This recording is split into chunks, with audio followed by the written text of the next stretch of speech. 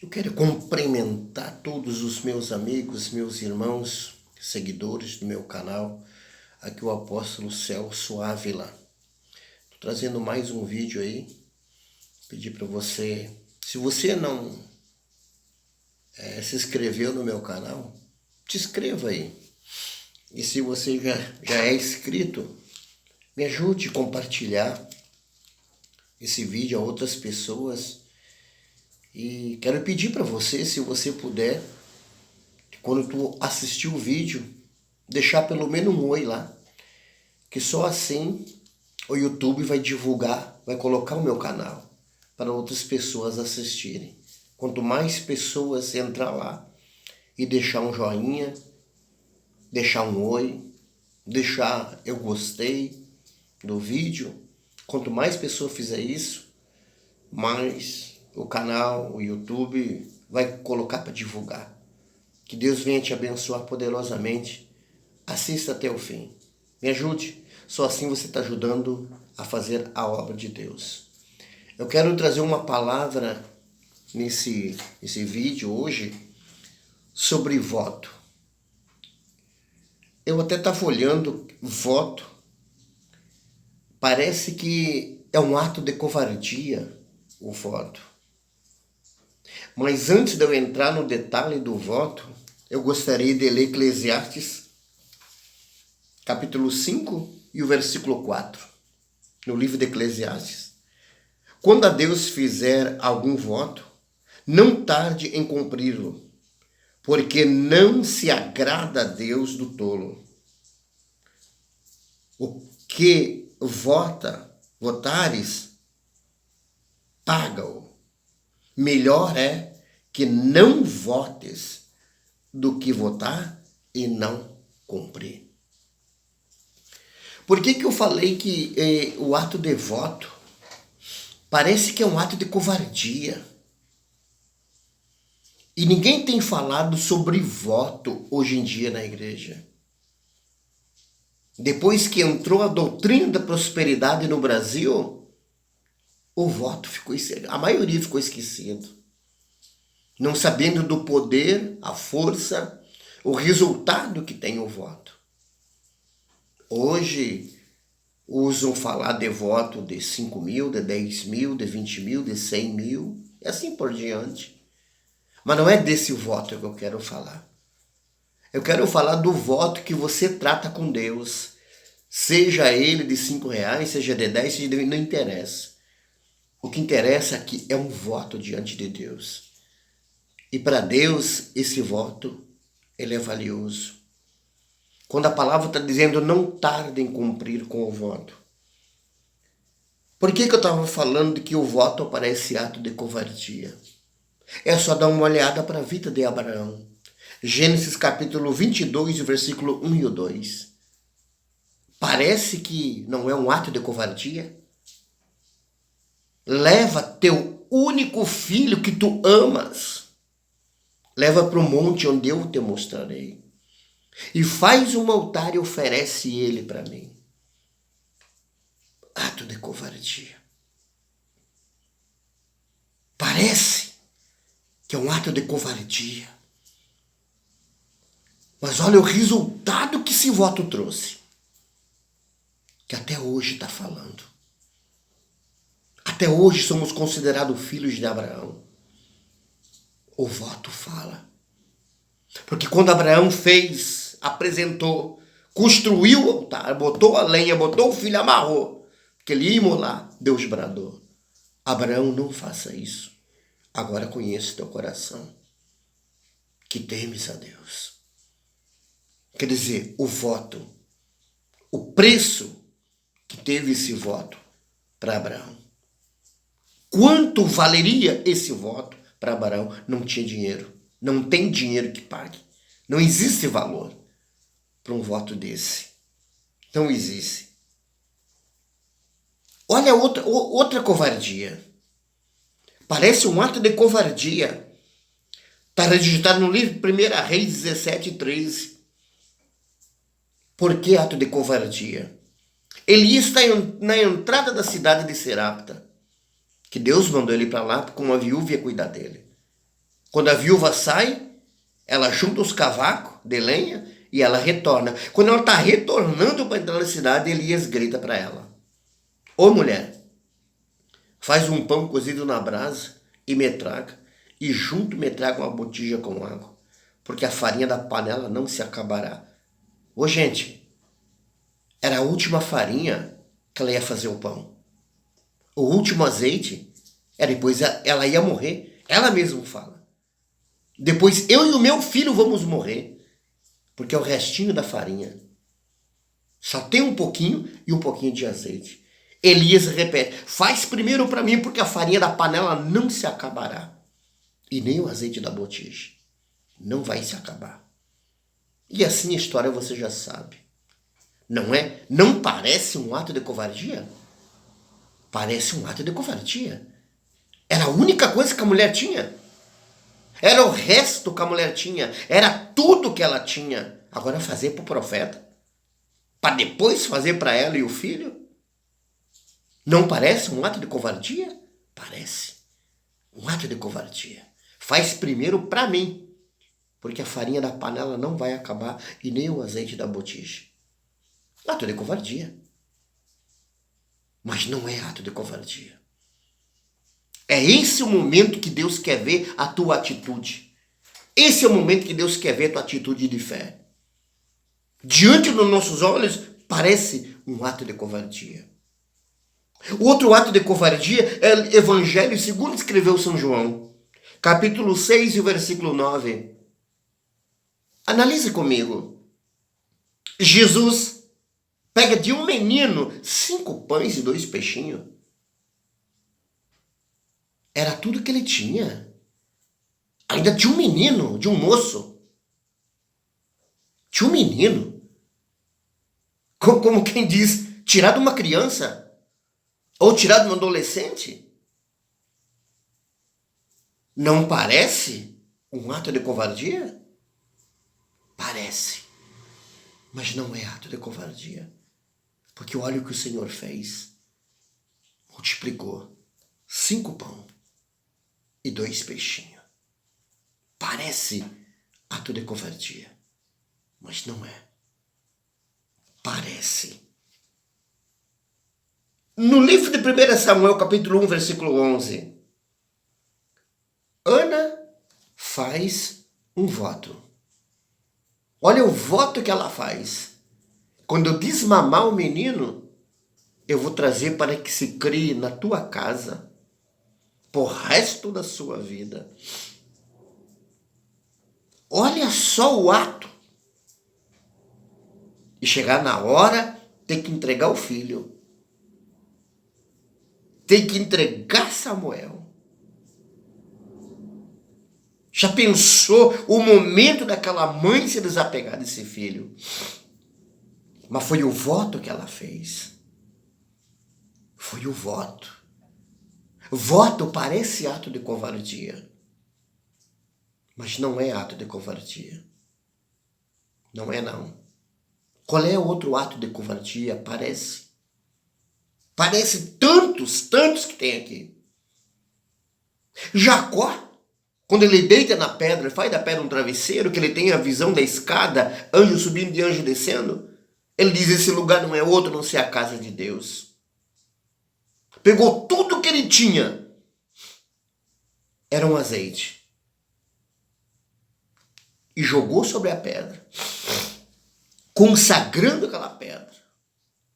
E determinando, se eu ir bem e não faltar pão nem água, e eu retornar para minha família, eu construirei uma casa para Deus nesse lugar. E de tudo que eu ganhar, eu vou dizimar a Deus. Olha o voto de Jacó. Deus abençoou e Deus prosperou. Se vamos falar de prosperidade, no livro de Gênesis, para que maior prosperidade que Deus prosperou Abraão? Depois de um voto se tornar, parece, covardia. A bênção fala até nos dias de hoje. fala até nos dias de hoje. Elias, a viúva leva Elias para dentro de casa. E a Bíblia diz que quanto mais tirava a farinha, mais aumentava. Mais aumentava. E a farinha da panela não acabou, não terminou, nem o azeite da botija. Vai hoje pedir um voto dessa maneira, é capaz de dizer que tem que ir para a cadeia? As pessoas esqueceram as raízes do que é voto, do que é fazer voto. Tem gente que tenta barganhar Deus, oferecer um voto e termina não cumprindo. Mas é muito perigoso, porque o capítulo 5 e o versículo 6 de Eclesiastes, aqui está o grande perigo. E por que pessoas não sabem? Por que estão se destruindo por si próprio? Não sabem. Capítulo 5 de Eclesiastes, versículo 6. Não consista que a tua boca faça pecar a tua carne, nem digas diante do anjo que foi erro, porque a razão se iraria a Deus contra a tua voz, de sorte que destruísse a obra das tuas mãos. Por isso que tem pessoa que está se destruindo e não sabe por quê. Prometeu e não cumpriu. Fez voto e não cumpriu. Tem pessoa assim.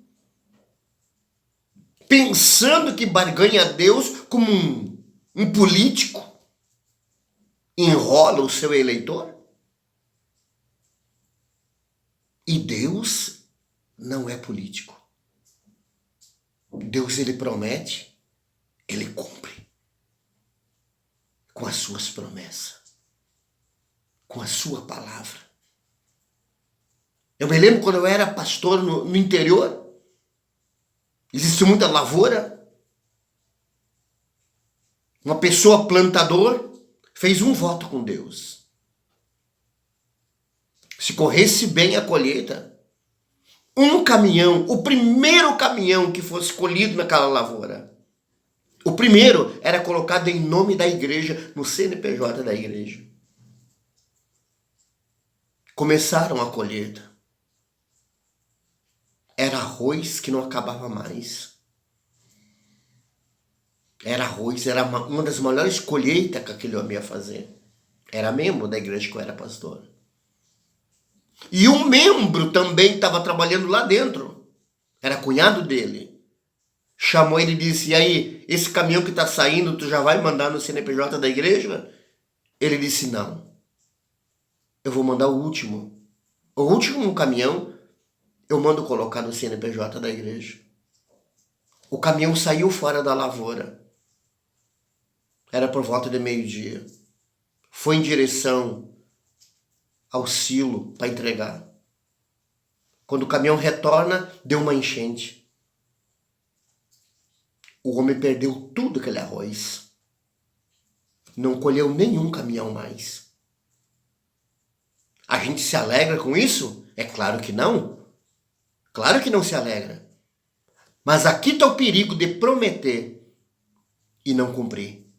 Porque Deus não é político.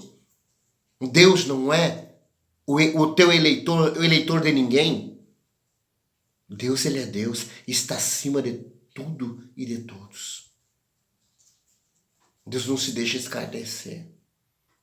E quantas pessoas têm feito o voto e não têm cumprido?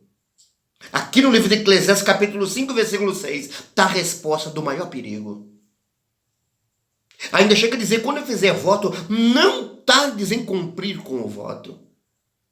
É melhor não votar do que votar e não cumprir. Porque Deus não se agrada de voto de tolo. Qual é o significado da palavra tolo? A palavra tolo quer dizer uma pessoa louca da cabeça, demente, que se morde a própria carne. Isso é pessoa tola. E Deus chega a considerar uma pessoa dessa doida, tola da cabeça. Uma pessoa que morde a própria carne, a própria pele. Morde a ponto de sangrar. Deus considera a pessoa que faz o voto e não cumpre como isso. Um tolo, um doido varrido. É isso que a Bíblia fala. A que ponto chega uma pessoa que não cumpre com o seu voto? Há um perigo muito grande. Muito grande.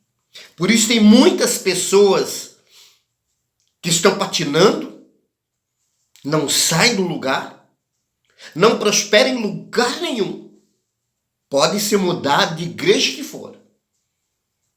Pode mudar de igreja do jeito que tu quiser. Nada vai dar certo. Porque quando Jacó ele fez o voto, eu vou dizimar o Senhor, tudo que passar na minha mão. Foi um voto que Jacó fez. Foi um voto. Ele fez um voto. E quantas pessoas que eu conheço, fora as que eu não conheço, que têm feito o voto e não têm cumprido. A empresa falida inicia uma empresa e não dá certo. Quando vê o sócio, tá metendo a mão, tá roubando. E ali vem a falência. E fica se perguntando, mas por que isso? Por que está acontecendo? Esquece.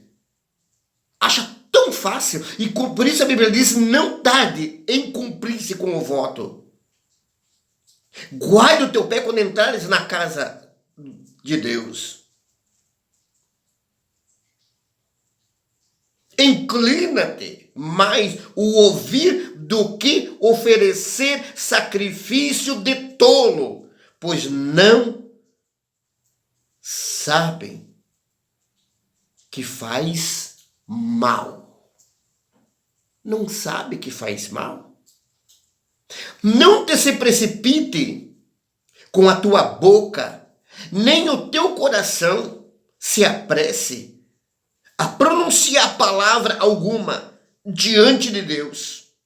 Porque Deus está no céu e tu estás sobre a terra, pelo qual seja poucas as suas palavras, porque de muito ocupação vem os sonhos.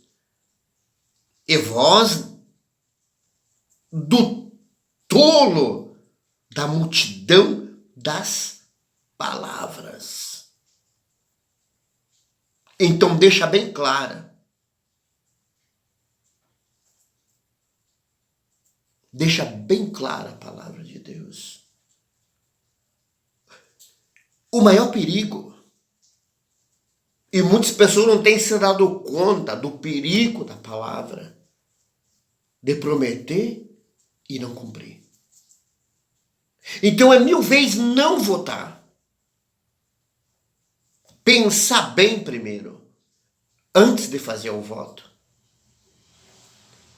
Porque quando a pessoa está numa miséria, numa derrota, faz voto de tudo quanto é jeito. Dali um pouquinho esquece. Não lembra mais. Só começa a vir as lutas e fica se perguntando. Eu vou jejuar. Eu vou fazer uma campanha de jejum. Eu vou fazer uma campanha no monte.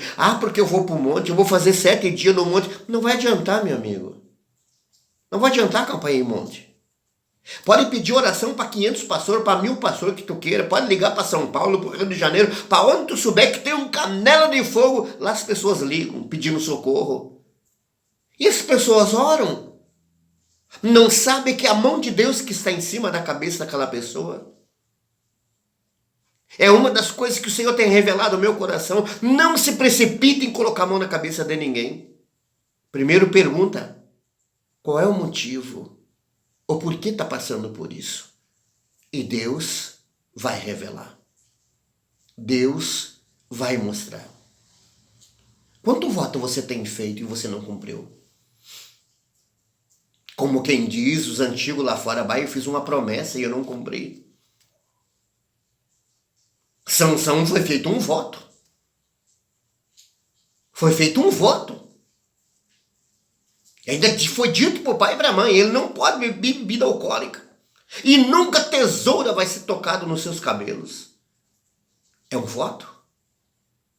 E quando foi quebrado esse voto, você já sabe o que aconteceu. O voto é algo muito mais perigoso do que você possa pensar. Então, é 1000 vezes não votar do que votar e não cumprir. Pensa muito bem primeiro, antes de fazer um voto. E quando fizer o voto, procure cumprir o mais rápido possível. Se puder cumprir com o voto, antes da vitória chegar sobre a tua vida, cumpra. Mas como assim? A Bíblia não diz que a fé é o firme fundamento das coisas que não se vê, mas que se espera. Não se vê, não se apalpa, não pega. Todo mundo diz eu tenho fé. Eu conheci gente que diz eu tenho fé para transportar montanha, mas não tem fé de dar dízimo. Não tem fé para ofertar. Um amigo meu que não mora mais aqui em Porto Alegre foi embora daqui de Porto Alegre. Comprava carro, vendia carro, comprava carro, vendia carro. Montava empresa de tudo quanto era jeito. E sempre dizendo, eu tenho fé para transportar a montanha. Mas nunca deu uma oferta na casa de Deus. Durante todo o tempo que fui pastor em outro ministério. Nunca ofertou. Nunca dizimou. E aí? Prometia. Falou para mim, ora, pastor Celso, que eu vou fazer um voto com Deus e eu vou cumprir. Nunca cumpriu. Nunca cumpriu com o voto. No entanto, vive debaixo do mau tempo. Não se firma em lugar nenhum. Não para em ministério nenhum, igreja nenhum. Por quê? Está com a vida desconcertada? Vida desconcertada, altar quebrado. Deus não pode falar. Mas agora, onde tiver consertado o altar, Deus conserta. Aqui na nossa igreja, nós já aplicamos o poder do voto, porque foi uma revelação que Deus me deu. Mas mostra os perigos, as consequências que traz, se fizer o voto e não cumprir. É muito perigoso. Quantos votos você tem feito? Quantas igrejas você já passou? E já fez voto, que até perdeu o envelope. Nem sabe onde é que está mais o envelope do voto que tu fez. Deus não pede para você fazer. É você que fez. Deus me deu essa revelação do voto.